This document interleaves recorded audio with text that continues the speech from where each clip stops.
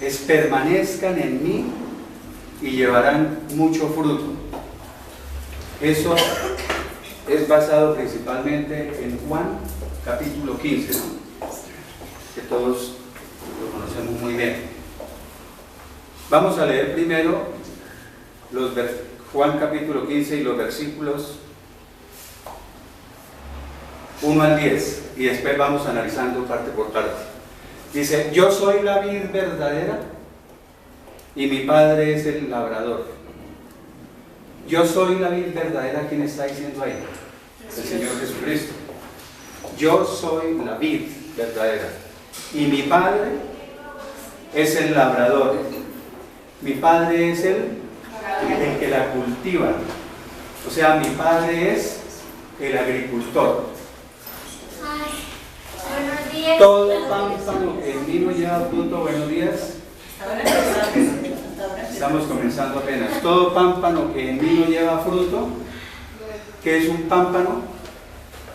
Eso es de las versiones antiguas de la Biblia, ¿no? Otras dicen todo sarmiento, otras dicen toda rama. Es una rama. Entonces, todo pámpano que en mí no lleva fruto, lo quitará. Pero todo aquel que lleva fruto, pero todo aquel que lleva fruto, lo limpiará para que lleve más fruto. ¿Qué significa todo eso? ¿La vid qué es? ¿Alguien sabe qué es la vid? Donde se producen las uvas, para que lo simplifiquemos. Un viñedo, una viña. Entonces el Señor Jesucristo está diciendo que Él es la vid, donde se producen las uvas. Y nosotros somos ¿qué? El pámpano, o sea, somos las ramas. O sea, nosotros, así como la rama en la vid se nutre del árbol, nosotros también nos nutrimos, por ser las ramas, nos nutrimos del Señor Jesucristo. Eso es lo que está queriendo decir.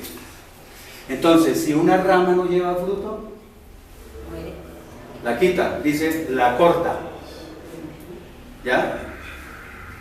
Pero todo aquel que lleva fruto, lo limpiará.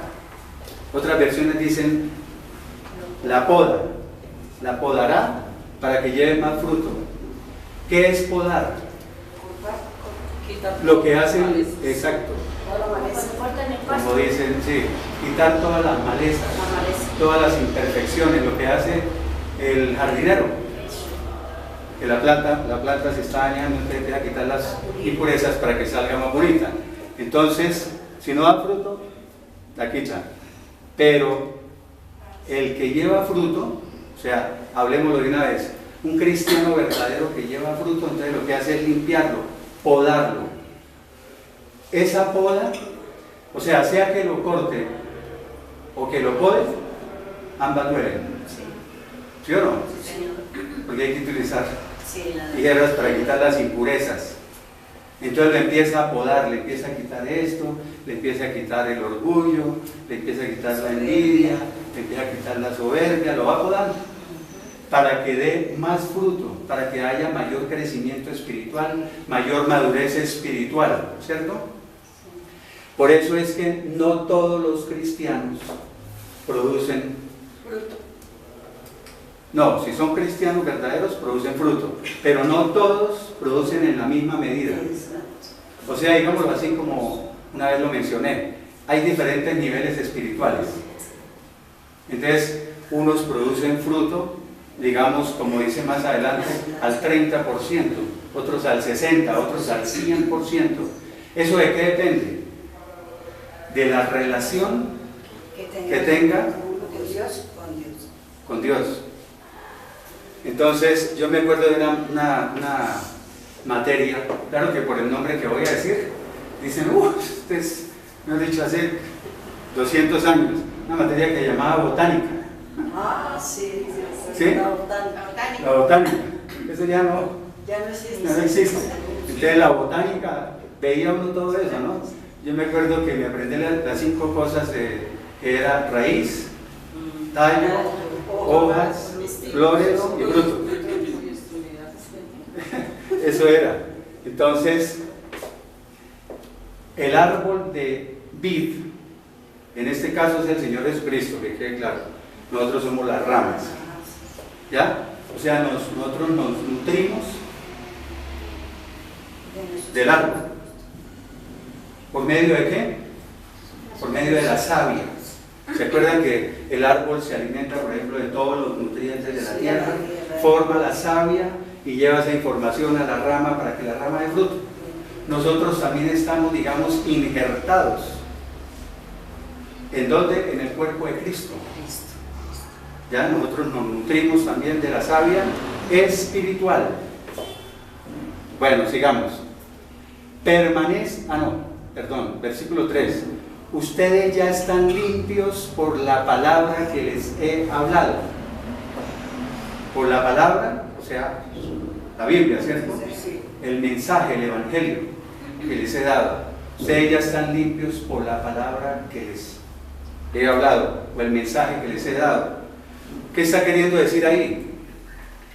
Que el solo oír la palabra de Dios, en el caso de ustedes que la están oyendo, eso ya los está limpiando, ya los está purificando. Eso quiere decir eso. Versículo 4. Permanezcan en mí y yo permaneceré en ustedes. Entonces, ¿qué es permanecer? Permanecer es estar asido a Él, agarrado a Él, ¿sí? Fusionado con Él. O sea, es una estabilidad que perdura, ¿cierto? Dice Colosenses 2:7, arraigados en Él, ¿sí? Arraigados en Él. Eso es permanecer en Él. Pero dice, permanezcan en mí y yo permaneceré en ustedes.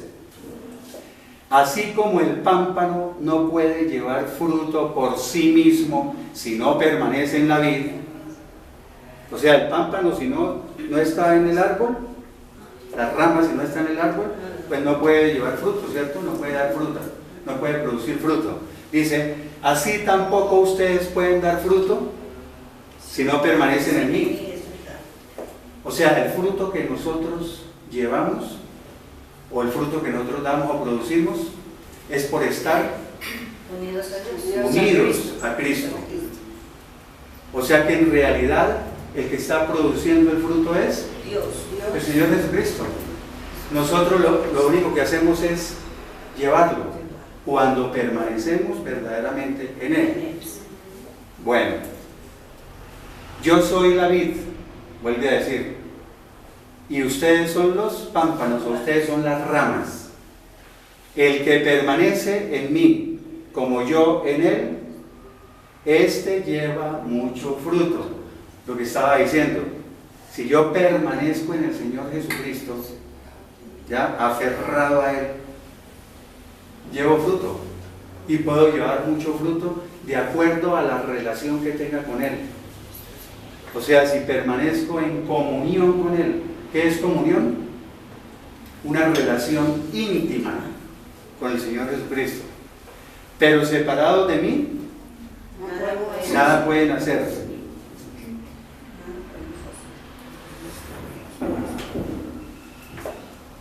Vemos ahora los versículos 6 al 10.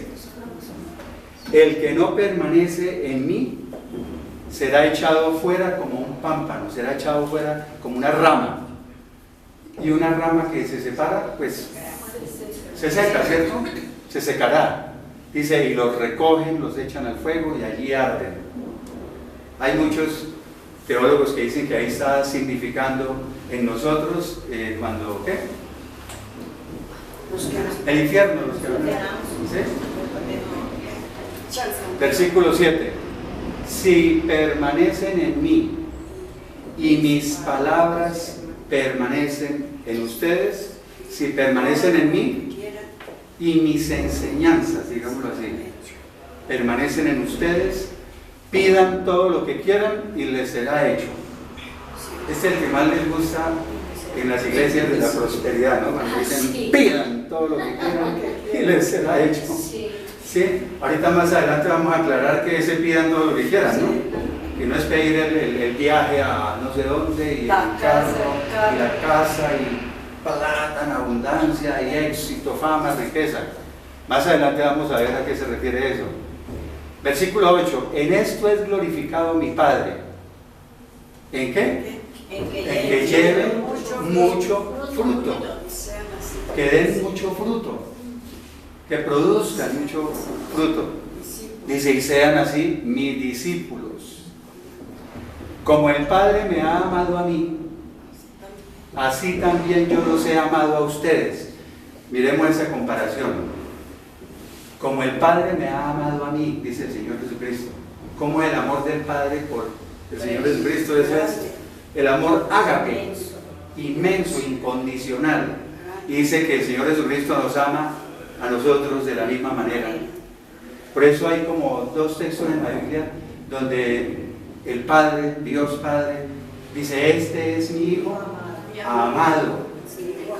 Y así nos ama el Señor Jesucristo a nosotros. Dice, permanezcan en mi amor. O sea, agárrense de mi amor, agárrense de mí, permanezcan en mí, no se suelten, aferrados. A veces, más adelante cuando hablemos del fruto. Versículo 10. Si guardan aquí va a decir cómo permanecemos en el amor, ¿cierto? De Él. Dice, si guardan mis mandamientos, permanecerán en mi amor. ¿Ya? Está poniendo la condición. Permanecerán en mi amor, ¿sí que? Si obedecen. Guardan es obedecer. En este caso, en este contexto es obedecer. Si obedecen mis mandamientos, mis mandatos, mis normas, mis códigos, mis leyes, mis estatutos, mis preceptos, como quieran decirle. Dice, así como yo he guardado los mandamientos de mi Padre y permanezco en su amor. ¿Ya? Entonces, la vid, el Señor Jesucristo, está simulando un árbol. Nosotros somos los pámpanos, o sea, las ramas que estamos injertados en Él. Y de acuerdo a la relación que tengamos con Él, vamos, de acuerdo a cómo permanezcamos en Él, vamos a producir fruto, a dar fruto o a llevar fruto. Bueno, esta era la parte que quería que quedara más clara. Juan 8, 31. Vamos a empezar a hablar primero. Son dos cosas principales. Por eso el título es permanezcan en mi palabra y llevarán mucho fruto. Es permanecer y el fruto. Primero vamos a hablar de permanecer. Juan 8, 31 dice, entonces Jesús le dijo a los judíos que habían creído en Él. Buenos días, Evangelina. Siéntese. Entonces Jesús le dijo a los judíos que habían creído en Él, si ustedes permanecen en mi palabra, serán verdaderamente mis discípulos. O sea, si ustedes son fieles a mis enseñanzas y las ponen en práctica, ¿no? Serán verdaderamente mis discípulos. Juan 15, 7. Si permanecen en mí y mis palabras permanecen en ustedes, volví a citar Juan 15, 7, que ya lo habíamos visto, porque quiero comentar sobre el final. Pidan todo lo que quieran y les será hecho. ¿Sí? Entonces, ahí, pues, ustedes saben que hay muchos predicadores que dicen que eso es pedir cosas materiales, riqueza y todas las cosas, la prosperidad. No. Si yo estoy en una relación íntima con Dios, con Cristo, ¿cierto? Estoy unido a Él, fusionado, agarrado de Él, ¿sí o no? Yo empiezo a ser como, Él, ¿cierto? Porque así como la rama del fruto que produce el árbol, yo empiezo a ser como Él. Y yo no creo que el Señor Jesucristo se hubiera preocupado por pedir riquezas y cosas de esas. Entonces pidan todo lo que quieran, es Sabiduría. cosas, como acabo de decir, espirituales, sabiduría de lo alto, inteligencia de lo alto, discernimiento, raciocinio, entendimiento, percepción, comprensión de lo alto y muchas cosas más. Ahí se refiere con pidan todo lo que quieran. Obvio, y tengo que aclararlo porque no dicen, no, pero es que nunca manda un mensaje, ¿no? Como bonito de materia. No, obvio que el Señor Jesucristo nos puede dar Todo lo que quiera. lo que Él quiera. Es la voluntad de Él. Es más, ni siquiera necesitamos pedírselo. Sí, Él sabe. Que es lo material añadido. Exacto. Busquen primero el reino y su de Dios y su justicia, como dice María, y todas las cosas le serán añadidas. Es que ni siquiera necesitamos pedirlas. Poner en primer lugar al Señor Jesucristo, permanecer en Él, y Él nos da las añadiduras. Bueno, por acá. O sea, ese permanecer en Cristo es como dice en Gálatas 4:19. En Gálatas 4:19 dice: hasta que Cristo sea formado en ustedes. Hasta que, no está el texto, sino que son cositas que por la mañana hasta que Cristo sea formado en ustedes, es que esa permanencia con el Señor Jesucristo, nosotros nos vamos formando a la estatura de Cristo. ¿Ah? O sea, una tarea como un poquito complicada, pero bueno. Primera de Juan, capítulo 5, versículos 14 y 15. Aquí vamos a ver por qué no es que todo lo que pidamos Dios nos lo da. Porque qué tal que pedir todo lo que pidiéramos nos lo da. ¿Sí? Sea bueno o malo, no, tómelo. No, porque Él sabe que nos conviene y que no. Correcto. Así a nosotros nos parezca duro. Por eso este texto dice: y esta es la confianza que tenemos en Él. En amarillo está resaltado, dice que si pedimos alguna cosa conforme a su voluntad, Él nos oye. Si pedimos algo que esté de acuerdo con la voluntad de Dios, tómela, ya nos oye. Pero si es algo que Él no está de acuerdo, no es su voluntad para nosotros, podemos durar 50 años de rodillas pidiéndole. No nos lo da.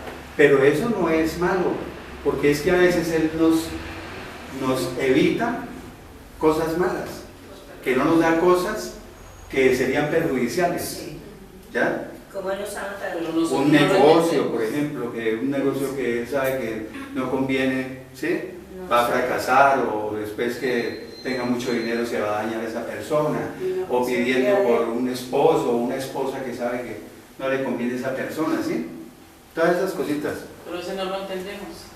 Porque, No, es que queremos es hacer porque nuestra voluntad. es en las cosas de uno y no en lo de Correcto. lo que Él quiere. Queremos en nuestra voluntad, hacer lo que nosotros queremos. Y por eso Santiago 3 dice: y piden, así dice el texto, o sea, le agrego, y ustedes piden, pero no reciben, porque lo piden mal. Hay unas versiones que dicen, unas versiones que dicen porque lo piden mal, o sea, dice porque lo piden con malos propósitos. Otra dice porque lo piden con malas intenciones, para gastarlo en sus deleites. ¿Sí? Para gastarlo en sus placeres y pasiones, dice otra. Porque muchas veces pedimos es para eso, ¿no? Para nuestros deleites, placeres y pasiones. Bueno, entonces esa era, ahí no sé. no quieren criticar ni juzgar. Primera de Juan 2:14. Primera de Juan 2:14 dice: les he escrito a ustedes, padres, porque han conocido al que es desde el principio, o sea, al Señor Jesucristo. Les he escrito a ustedes, jóvenes, porque son fuertes, otra vez, y la palabra de Dios permanece en ustedes. Y han vencido al maligno. Hablábamos hace 15 días del maligno, que el maligno está, mejor dicho, suelto, haciendo. Juan 14, 23. Respondió Jesús y le dijo: el que me ama, mi palabra guardará. O sea, cuando uno ama a Cristo, cuando uno ama a Dios, obedece la palabra. Mi palabra guardará es obedecerá mi palabra, ¿cierto? Y no es porque le toque, no es obligación, no es porque fui a la iglesia y me dijeron que tenía que obedecerla, no. Es que va ligado el amarlo con uno querer obedecerlo. O sea, entre más ama uno a Dios, más se enamora de Él, y entonces uno espontáneamente, voluntariamente, le nace obedecer. ¿Sí? Le nace obedecer. Ya lo hace con gusto, ya no lo hace obligado. Entonces mi palabra guardará. Y mire esta belleza, dice: y mi Padre lo amará. Al que me ama y obedece mi palabra, mi Padre lo amará, y vendremos a Él y haremos su morada con Él. O sea, vendremos a vivir en Él. En Él. La mayoría de versiones dice en Él. O sea, haremos nuestra morada en Él. O sea que el Padre y el Hijo vienen a vivir dentro de nosotros, igual que el Espíritu Santo también vive dentro de nosotros. Entonces imagínense el fruto que tiene que dar uno si el Padre, el Hijo y el Espíritu Santo, o sea, Dios Todopoderoso, vive dentro de uno. ¿Ah?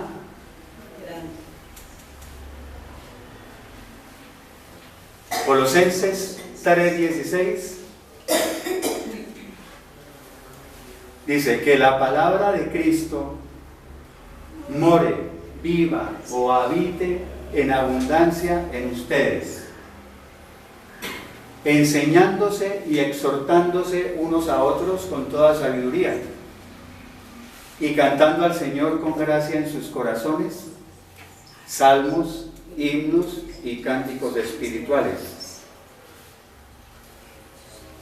Enseñándose y exhortándose. Exhortándose tiene varios significados, ¿no? Exhortándose es amonestándose, o animándose, o aconsejándose unos a otros.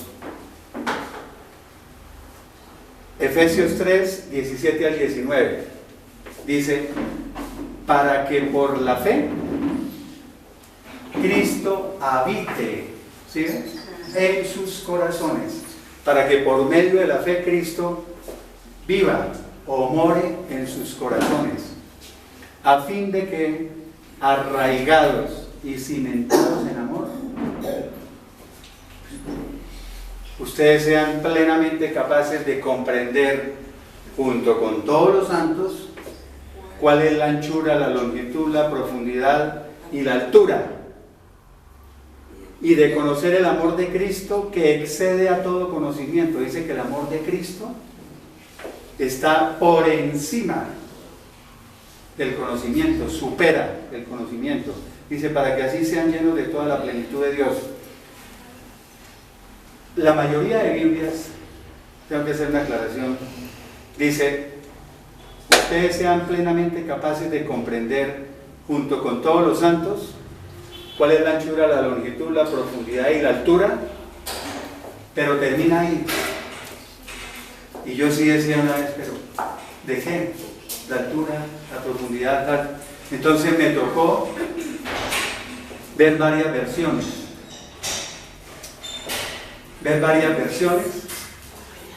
Y buenos días. Ver varias versiones, y la mayoría dicen así: ¿pero de qué? La anchura, la longitud, la profundidad y ¿sí?, la altura de qué. Entonces, hay una o dos versiones, como 3 versiones de las que vi, porque eran además, donde dice que seamos plenamente capaces de comprender cuál es la anchura, la longitud, la profundidad y la altura del amor de Cristo. Dice así, ahí sí tiene sentido. Entonces, y de conocer el amor de Cristo, dicen las otras, que excede a todo conocimiento para que así sean llenos de toda la plenitud de Dios. Efesios 3, 17 al 19. Ahora pasamos a Juan 14, 15. Juan capítulo 14, versículo 15. Si ustedes me aman, ya hemos visto un texto semejante, ¿cierto? Guardarán mis mandamientos, guardarán es obedecerán. Ahí me gusta repetir textos en diferentes capítulos y libros de la Biblia para dar más énfasis a las cosas. O sea que obedecerán mandamientos, mis mandamientos, y me aman. Y decía yo, entre más amor sienta uno por Cristo, pues con mayor gusto va a obedecer sus mandamientos. Una persona que no permanece, como hemos hablado desde media hora, una persona que no permanece en Cristo, quiere decir que no lo ama. Y si no lo ama, pues no va a obedecer los mandamientos. Bueno, primera de Juan, capítulo 3, versículo 24, dice: y el que guarda sus mandamientos, es como un complemento del anterior, permanece en Dios. El que obedece sus mandamientos, permanece en Dios. Decíamos que permanecer, para los que llegaron tarde, permanecer es estar agarrados de Dios, asidos de Dios, anclados en Él, arraigados en Él, ¿sí? Fuertemente sujetos, fusionados a Él. Entonces, el que obedece sus mandamientos permanece en Dios, y Dios en Él. Y en esto sabemos que Él permanece en nosotros. ¿Cómo sabemos que Él permanece en nosotros? Por el Espíritu con mayúscula, o sea, el Espíritu Santo que nos ha dado. Por el Espíritu Santo que ya vive dentro de nosotros, es que sabemos que Él permanece en nosotros. Y entonces ahí aprovechamos para decir sobre el Espíritu Santo. ¿Sí vive el Espíritu Santo dentro de nosotros? Hay 7 u 8 textos que lo dicen. Vamos a ver los 3 más representativos. 1 Corintios 3:16 dice: ¿no saben que ustedes son templo de Dios? O sea, ¿no saben que ustedes son el templo de Dios? Y que el Espíritu de Dios, el Espíritu Santo de Dios, mora, vive o habita en ustedes. Entonces, por eso hay un texto que dice que Dios no habita ¿en qué? Templos hechos por manos de hombres. Correcto, Esperanza. Hay un texto que dice que Dios no vive o no habita o no mora en templos hechos por las manos del hombre. No habitan esos templos hechos por la mano del hombre, porque es que nosotros somos el templo del Espíritu Santo, somos el templo de Dios. Y todos nosotros, todos los templos unidos, formamos un solo templo para Él. ¿Ya? ¿Te quedó claro? Sí. Bueno, 1 Corintios 6:19 dice: o ignoran, o sea, ustedes ignoran que su cuerpo es el templo del Espíritu Santo que está dentro, en ustedes, y el cual tienen de Dios, y que no son de ustedes. Ese y que no son de ustedes, ¿qué quiere decir? O sea, que ustedes no son dueños de ustedes mismos. Eso es lo que quiere decir. Segunda de Timoteo, capítulo 1, no es obedecer, no es obedece. Aquí ya es, ¿qué es aquí? Cuida. O sea, según el contexto, esa palabra guardar significa obedecer o cuidar o proteger. Dice guarda, cuida el buen depósito por medio del Espíritu Santo que mora en nosotros. Guarda el buen depósito, quiere decir, cuida el tesoro que te ha sido encomendado, dicen unas versiones. Otras versiones dicen la preciosa enseñanza. Otro dice, cuida la verdad que se te ha confiado. Otra versión dice, cuida la sana doctrina que se te ha entregado. Eso quiere decir el buen depósito. Así dice la Reina Valera 60. Por medio del Espíritu Santo que mora, vive o habita en nosotros. Bueno. Apenas estamos en la parte de permanecer, ¿no? Falta la del fruto. Primera de Juan capítulo 2, versículo 24. Que lo que han oído desde el principio permanezca en ustedes. ¿Qué es lo que hemos oído desde el principio? La palabra, el mensaje del Evangelio. ¿Ya? Eso es que lo que han oído desde el principio permanezca en ustedes. Por eso decían los anteriores textos, permanezcan en mi palabra y obedezcan mis palabras. Si lo que han oído desde el principio permanece en ustedes, o sea, si son fieles a mis enseñanzas, también ustedes permanecerán en el Hijo y en el Padre. ¿Qué es permanecer en la palabra? Estar ahí. Guardar. Sí, pero digamos es que muchas personas piensan que permanecer en la palabra es que yo hoy leí el Salmo 91. Que ponerlo ¿Sí? en práctica. El que habita al abrigo del Altísimo morará bajo la sombra del Omnipotente y caerán 10.000.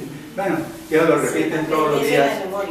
Todos los días lo repiten antes de salir de la casa y que eso es permanecer en la palabra, no. Permanecer en la palabra es como vimos una vez donde dice que meditar en la palabra, escudriñarla, ponerla en práctica, ¿sí? Enamorarse cada día más de esa palabra. Eso es. Primera de Juan, capítulo 2, versículo 27, dice, pero la unción que recibieron de Él permanece en ustedes. ¿Qué es la unción? La unción es como un rocío. El Espíritu Santo.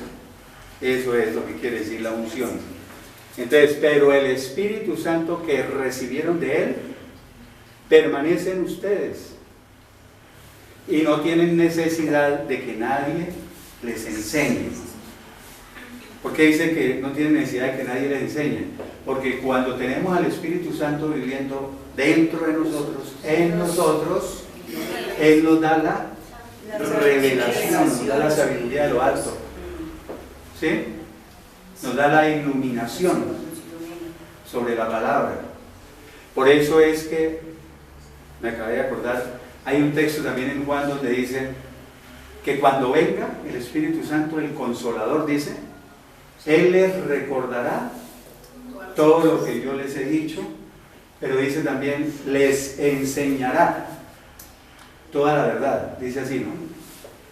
Por eso dice que ese Espíritu Santo, al tenerlo, permanece en ustedes, no tienen necesidad de que nadie les enseñe, porque Él les enseñará. Dice, pues la unción misma, o sea, el Espíritu Santo, les enseña acerca de todas las cosas.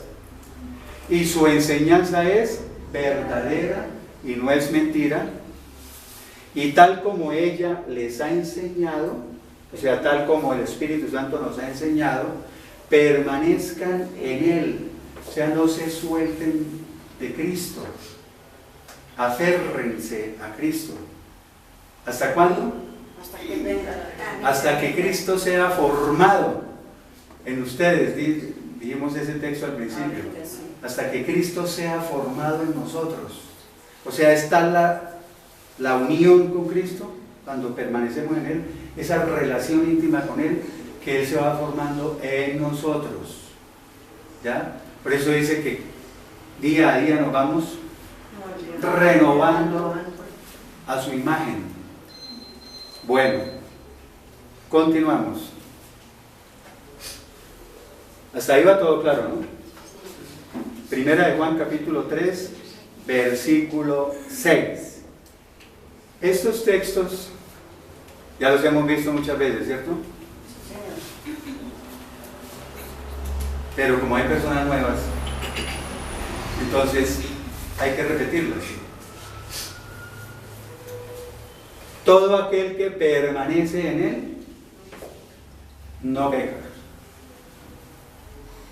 Todo el que está unido, asido, arraigado en Cristo, no peca. Todo el que está en una relación íntima con Cristo, no peca.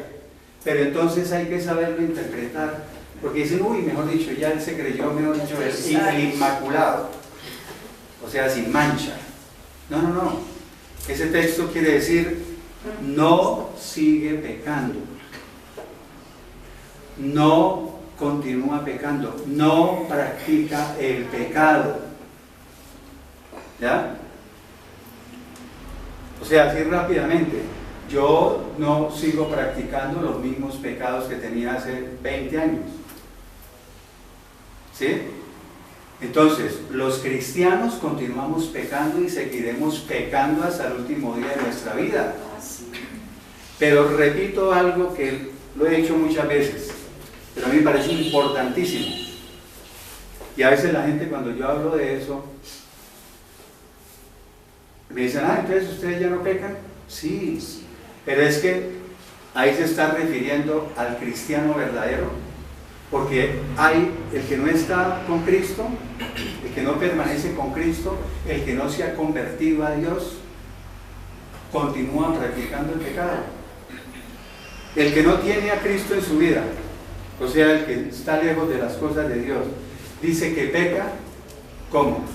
Voluntariamente, premeditadamente, conscientemente, ¿sí? Incluso voluntariamente. Incluso dice no, yo lo hacía, hasta planea el pecado, planea cómo va a ser la triquiñuela, ¿ya? ¿Sí? Sí, así es. Y hay gente que llega y dice, el motor de este carro ya, ¿sí? Ya esto no sirve, pero yo lo voy a vender como si estuviera bueno. Eso es malo. ¿Sí me entiende? Eso es premeditar el pecado, deliberadamente, o sea, sabe que está cometiendo y dice, tranquilo, lo hace. Ese tipo de pecador que no tiene a Dios, peca, ya, así como dijimos, conscientemente, planea de todo, y no se arrepiente. Al otro día se levanta como si nada. Sigue igual. Y no tiene a Dios en su vida. Nosotros los cristianos pecamos. Pero entonces pecamos ¿cómo? Inconscientemente, no voluntariamente, no premeditamos el pecado, no es deliberado, ¿ya? Y cuando pecamos, nos arrepentimos, pedimos perdón a Dios y tenemos a Dios en nuestra vida, ¿cierto? Entonces es muy diferente. Ahora, como siempre digo, aparte de eso, uno peca ocasionalmente. Pues ya no es práctica del pecado, que practicar el pecado es como practicar un deporte a toda hora y todos los días, ¿sí? Entonces ya no practica uno el pecado. Y los pecados, lo digo por mí, y los pecados que uno comete ahora, los míos, por ejemplo, no son ni parecidos a los de hace 20 años. Entonces, hay diferencias, pero continuaremos pecando. Digamos, un ejemplo así sencillo.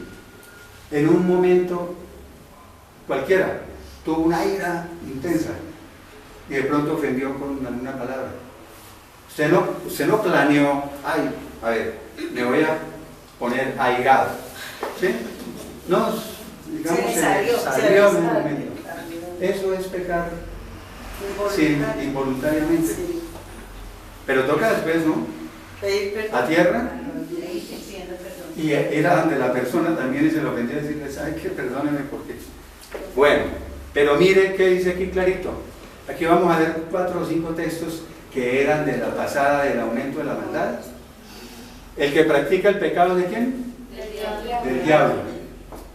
Y por eso alcanzamos a ver un texto en la predicación pasada que decía que hay hijos de Dios y hay hijos del diablo. La gente que no conoce la Biblia, cuando uno les dice así, eso lo miran a uno como así que hijos del diablo. Sí, lo dice la Biblia. Esta mañana hablábamos con mi esposa y yo dije, bueno, yo de lo que me siento tal vez satisfecho es de que todo lo que nombro está en la palabra. Yo no me voy a poner a inventar ni a añadirle, ni porque ese es el problema que me traigo encima si le añado o le quito, ¿no? El que practica el pecado es del diablo, porque el diablo peca desde el principio. Para esto apareció, se manifestó el Hijo de Dios, para deshacer las obras del diablo. Bueno, donde podamos, rapidito, vamos rápido. Primera de Juan 3:9. Todo aquel que ha nacido de Dios, todo aquel que ha nacido de Dios, pues es un hijo de Dios, ¿cierto? Porque no todos son hijos de Dios. Dice que el que es hijo de Dios no practica el pecado. Ya lo explicamos. O sea, no continúa pecando y haciendo ta. Dice, porque la simiente de Dios permanece en él. ¿Qué es la simiente? La semilla. Porque la semilla de Dios permanece. ¿Y permanece qué es? Está fuertemente agarrada la semilla de Dios en ese cristiano. Imagínense. ¿Cómo va a pecar teniendo la semilla de Dios en él, viviendo al Padre, al Hijo, al Espíritu Santo dentro de él? ¿Qué cuente? Es que lo primero, yo lo tengo que decir, lo primero que sucede cuando uno empieza a tener una relación íntima con Dios es que uno empieza a rechazar, a aborrecer el pecado. O sea, no quiere uno... Y cuando peca, eso mejor dicho, es el Espíritu Santo lo redarguye, o sea, lo reprende, lo quebranta, lo manda a tierra, como digo yo. Y no puede pecar, ¿por qué? Porque ha nacido de Dios, que es un hijo de Dios. Primera de Juan capítulo 5, versículos 18 y 19. Sabemos que todo aquel que ha nacido de Dios, otra vez, no practica el pecado, pues aquel que fue engendrado por Dios lo guarda. ¿Quién es aquel que fue engendrado por Dios? Cristo. Lo guarda. Aquí lo guarda es, lo cuida, lo protege. Y el maligno no lo toca. O sea, Satanás no puede tocarlo. ¿Qué quiere decir? Que aquel que es hijo de Dios no practica ya el pecado, porque Cristo lo cuida, lo protege de que el maligno llegue a tocarlo, a hacerlo pecar, a tentarlo. Eso es. 19. ¿Sabemos que somos de Dios? ¿O sabemos que somos hijos de Dios? Y que el mundo entero está bajo el maligno. El mundo entero está bajo el control o el poder de Satanás. Estas predicaciones lo dije hace 15 días. Eso no son muy populares, ¿no? Eso mira uno en YouTube, por ejemplo, esas de la prosperidad que Dios va a dar plata y de todo eso, y eso tiene 5,000 visitas. Las mías, eso yo creo que aparece miro y tiene como 2 visitas. Porque es que estos temas no le gustan a la gente. No, la verdad. Y eso, hablar hoy de Satanás, es, o sea, a mí deben verme como ridículo, arcaico, retrógrado, dicen fundamentalista, como dije la vez pasada, legalista, conservador, tradicionalista. Eso ya no se habla. De eso ya no se habla. Y es que la mayoría de iglesias no hablan de eso. Ya no hablan de infierno, ni de Satanás, ni de los demonios, ni de arrebatamiento, ni de tribulación, ni de milenio, no, nada. Vamos a construir un mundo mejor que venga el Señor Jesucristo aquí en la tierra. Punto. Y repito algo que los tengo cansados de repetirlo. Un mundo mejor sin que venga el Señor Jesucristo para los nietos de nuestros nietos. Todos dicen así. Primera de Juan 3:9. Seguimos. Primera de Juan capítulo 5. Oh, no. Gracias. Ya sé, no es que ya pasamos esa. Continuamos. Gálatas 2:20. Si yo permanezco en Cristo y Él permanece en mí, estamos como unidos. Hay una relación íntima. Yo me acuerdo cuando estudié que decían un enlace covalente, era que llamaban química. Esos enlaces químicos que mueven. Entonces, me llegó eso ahorita, ¿no? Por eso lo menciono. Si estamos fusionados con Cristo, nosotros morimos. Morimos porque empezamos, como dije, empezamos a formarnos a la estatura de Él, ¿cierto? Comenzamos a adquirir, a renovarnos a la imagen de Él. Entonces, por eso Pablo dijo, con Cristo estoy juntamente crucificado. O sea, quiere decir, yo me crucifiqué con Cristo. ¿Qué quiere decir me crucifiqué? Correcto, morí. O sea, yo ya no valgo nada. Morí a la carne, morí a la naturaleza pecaminosa, morí al pecado. ¿Sí? Estoy muerto. Y ya no vivo yo, dice Pablo. O sea, yo ya no vivo, sino es Cristo quien vive en mí. O sea, Cristo vive en mí, quiere decir que el que toma la dirección de mi vida es Cristo. Yo estoy muerto. Ya no hago mi voluntad, ya no son mis deseos, mis proyectos, mis metas. No quiere decir que no se pueda tener eso, porque a veces malinterpretan lo que uno habla, ¿no? Quiere decir que no tengan proyectos, metas, ilusiones, alicientes, todo eso. Pero con la vida de Dios. Pero si uno permanece en Cristo, se crucificó juntamente con Él, murió, y Cristo es el que está viviendo en uno, empieza Él a dirigir, entonces todos los proyectos, metas y todo eso cambiaron, ¿ya? Cambiaron, ya son las directrices de Dios, lo que Dios dirige, lo que empieza uno a vivir. Y muchas veces son cosas que uno dice, ¿y yo por qué estoy haciendo esto? ¿Sí? Y hay una fuerza, que lo impulsa, ya si uno se deja guiar, ¿no? Porque el texto que dice que los que son hijos de Dios son guiados por el Espíritu Santo de Dios. Bueno, y si lo que ahora vivo en la carne lo vivo por la fe en el Hijo de Dios, el cual me amó y se entregó a sí mismo por mí. Ahí quedó claro, ¿no? Primera de Juan capítulo 2 versículo 28 dice, y ahora, hijitos, permanezcan en Él, no se suelten, para que cuando se manifieste, o sea, para que cuando aparezca, cuando regrese, tengamos confianza y en su venida no nos alejemos de Él avergonzados. O sea, para que cuando regrese no nos avergoncemos en su presencia. Bueno, entonces, hasta ahí quedó claro lo que es permanecer, ¿cierto? Bueno, permanecer en Cristo. Pero ahora, vimos al comienzo en el capítulo 15, que mencionó varias veces, que si permanecemos en Cristo tenemos que dar fruto o frutos.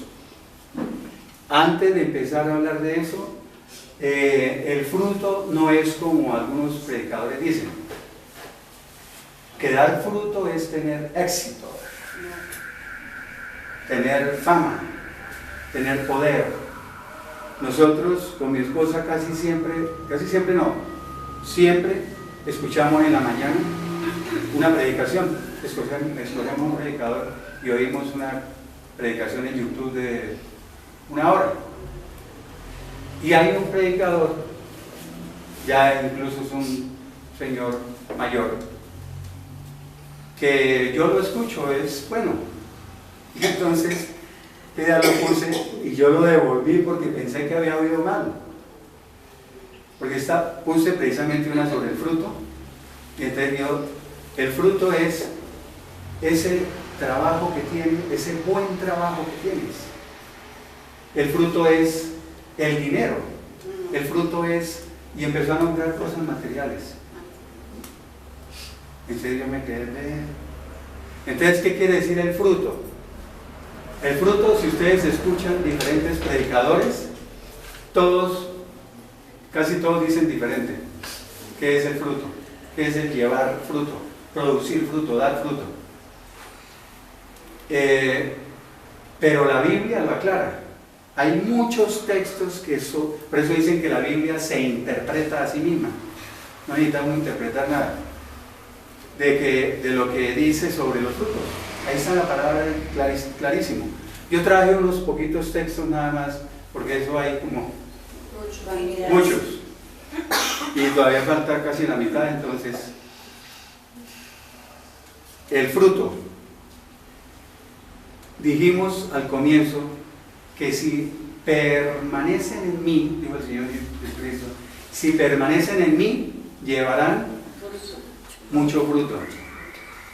Y dijimos que el árbol de la vid, ¿cierto?, alimenta ¿a quién? A las ramas. Así como nosotros estamos injertados en el cuerpo de Cristo, y Cristo nos alimenta a nosotros que vimos que somos las ramas. La savia es la que hace que las ramas, o sea, toma de la raíz, el tallo o el árbol, los nutrientes, el agua y todo forma la savia y eso produce el fruto. Entonces el Señor Jesucristo también hace que nosotros produzcamos frutos, las ramas. Entonces veamos el primer texto, sí. Juan 12:24. Dice, de cierto les digo, o en verdad les digo, que si el grano de trigo no cae en la tierra y muere, se queda solo. Pero si muere, lleva mucho fruto. ¿Qué está queriendo decir como que si el grano muere, lleva mucho fruto? Estábamos diciendo que cuando nosotros morimos, ¿ya?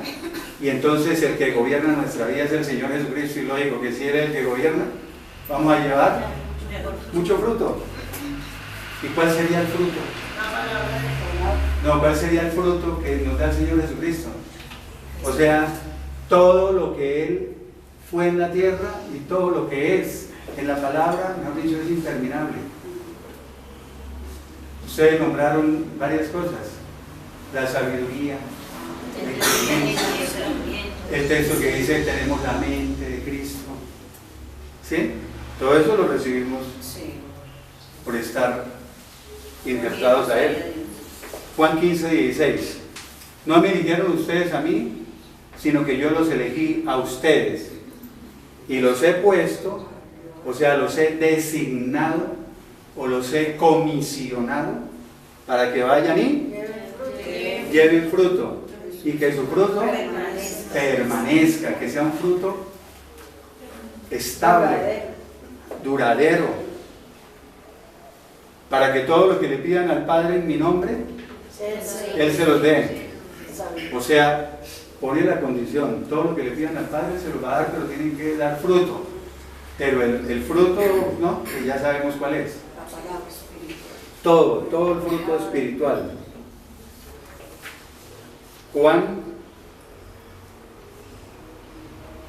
Mateo 13:23. ¿Se acuerdan de la parábola del sembrador?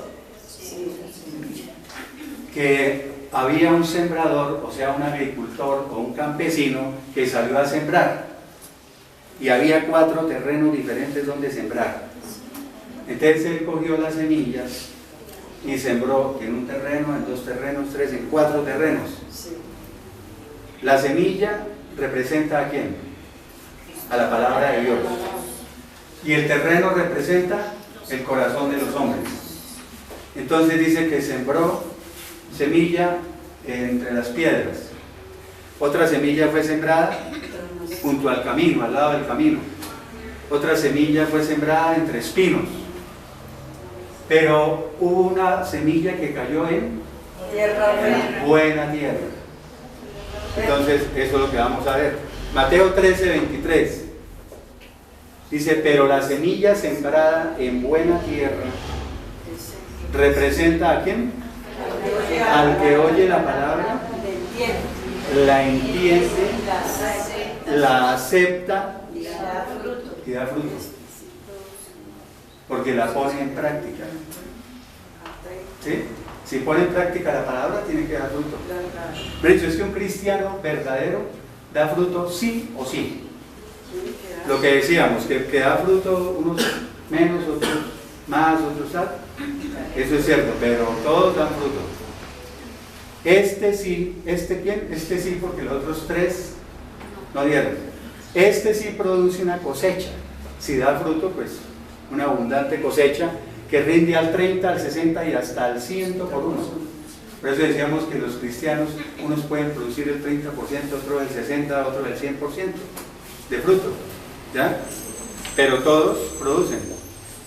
Lo importante es la calidad, no la cantidad, ¿no? Marcos 4:20 es paralelo, es un texto paralelo al otro, pero para que queden. Y estos son como los sembrados en buena tierra. Los que oyen la palabra la reciben y dan fruto al 30, al 60 y al 100 por uno. Bueno, pasamos. Colosenses 1:10 dice: para que anden o para que vivan como es digno del Señor, agradándolo en todo. O sea, haciendo siempre todo lo que a Él le agrada. Eso es fruto. Ahí empezó a mencionar indirectamente lo que es fruto. O sea, para que vivamos como para el Señor, ¿cierto? Haciendo siempre todo lo que a Él le agrada. Eso es dar fruto. Llevando fruto en toda buena obra.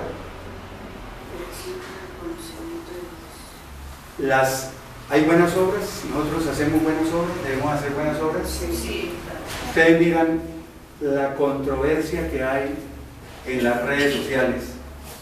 Se forman unas peleas, que es que las buenas obras, que no sé qué, quién dijo que había que hacer buenas obras y el otro que sí y el otro que no. No, es que nosotros hacemos buenas obras, pero lo que hay que aclarar es que las buenas obras no salvan. Eso sí hay que decirlo. O sea, no es que yo haga buenas obras para comprar a Dios para que me dé la salvación. ¿Ya? Que es que hay las hermanitas de la caridad y las damas rosadas y las damas grises que a mí llevan un chocolate porque piensan que con eso se van a ganar a Dios, ¿eh? No. Las buenas obras son el resultado de cuando yo estoy en Cristo. O sea, yo ni hago fuerza para eso. Empiezan a fluir buenas obras. Son el resultado de yo permanecer en y con Cristo. ¿Ya? Entonces, las buenas obras también son fruto. ¿Ya? Pero tampoco es que, voy a sacar un billetico de 1,000 pesos y se lo doy a aquel indigente para que Dios vea que soy...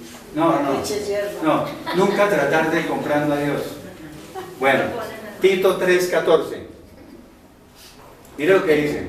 Este es muy diciente. Y que aprendan también los nuestros, ahí se está refiriendo a nuestro pueblo, a ocuparse en las buenas obras.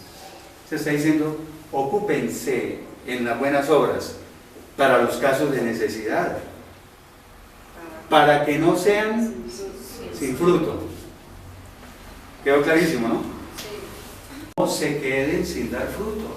O sea, está diciendo que las buenas obras son fruto. ¿Sí ve que la misma Biblia empieza a hacer las aclaraciones de qué es fruto?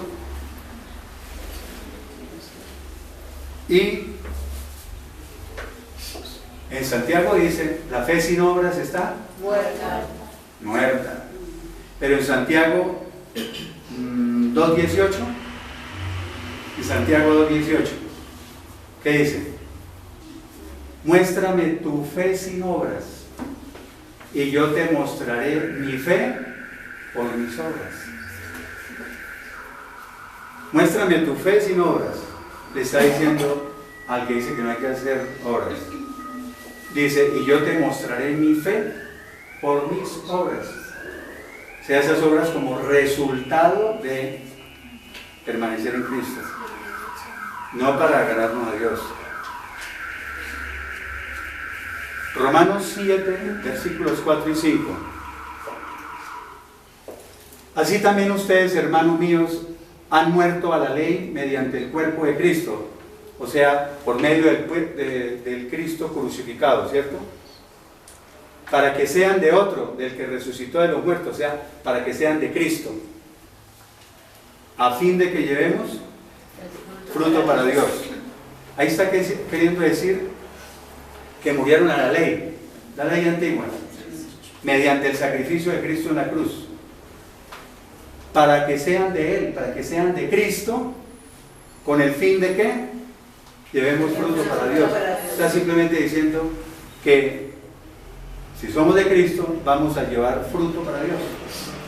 Que a veces los textos son un poquito, pero eso se puede resumir.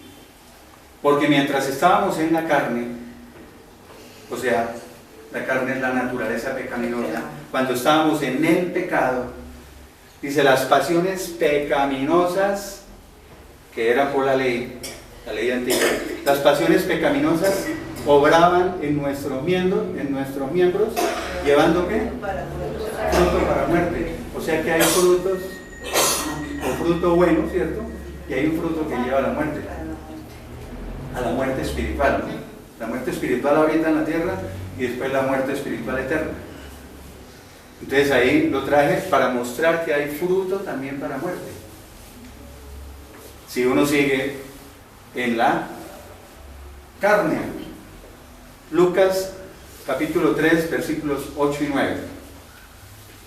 Lucas capítulo 3, versículos 8 y 9 dice: produzcan pues frutos dignos de arrepentimiento.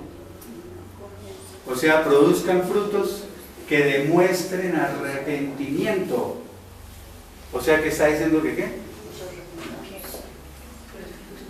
Que podemos amar también el arrepentimiento como un fruto, ¿cierto? Produzcan frutos que demuestren arrepentimiento. O sea, demuestren con su forma de vivir que se han arrepentido de sus pecados y se han vuelto a Dios. Eso ya es fruto. Y no comiencen a decir dentro de ustedes mismos: tenemos a Abraham por padre. ¿Qué quiere decir eso?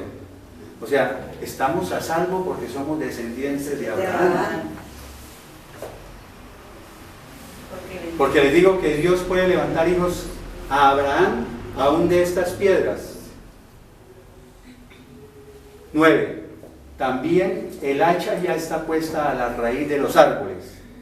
O sea, el hacha del juicio está listo para cortarlos. Por lo tanto, todo árbol que no da buenos frutos se corta y se echa en el fuego. Cuando iniciamos en Juan 15 decía que toda rama del árbol que no da frutos se ¿qué? Se corta, no sirve. ¿Ya? Nosotros somos las ramas. Si no sirve, pim, pim. Y dice se corta y se echa al fuego. Dice que se seca, se quema. Aquí está diciendo lo mismo. Todo árbol que no da buenos frutos se corta y se echa en el fuego. Mateo capítulo 7, versículos 15 al 20. Mateo 7 dice: guárdense. Aquí significa cuídense de los falsos profetas que vienen a ustedes con vestidos de ovejas, pero que por dentro son lobos rapaces, lobos feroces. Por sus frutos los conocerán. O sea, uno puede reconocer a una persona por sus frutos, o sea, por sus acciones, por la manera en que se comportan, ¿sí o no? Así puede uno reconocer las personas. ¿Acaso se recogen uvas de los espinos o higos de los abrojos? Por lo tanto, o del mismo modo, todo buen árbol da buenos frutos, pero el árbol malo da frutos malos. Lo mismo sucede con las personas. Una persona que está en Cristo tiene que dar buenos frutos, y el que no está en Cristo pues da malos frutos y que está lejos de Dios. 18. No puede el buen árbol dar malos frutos, ni tampoco el árbol malo dar frutos buenos. Todo árbol que no da buen fruto es cortado y echado en el fuego. Así que por sus frutos los conocerán, por sus acciones, por la manera de portarse. Efesios capítulo 5, versículos 8 al 9. Este es la penúltima diapositiva.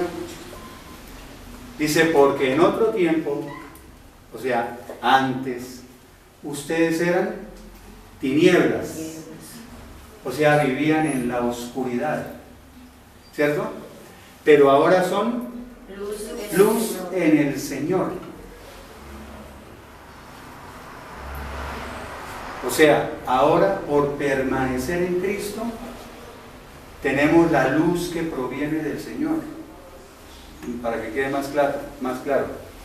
Dice, porque el fruto del Espíritu es en toda bondad, justicia y verdad. El fruto del Espíritu Santo. Ahí va a decir cuál es una parte del fruto del Espíritu Santo. ¿Cuál es? La bondad, la justicia, que es la rectitud, ¿cierto? Y la verdad. Ahí ya hay 3 frutos.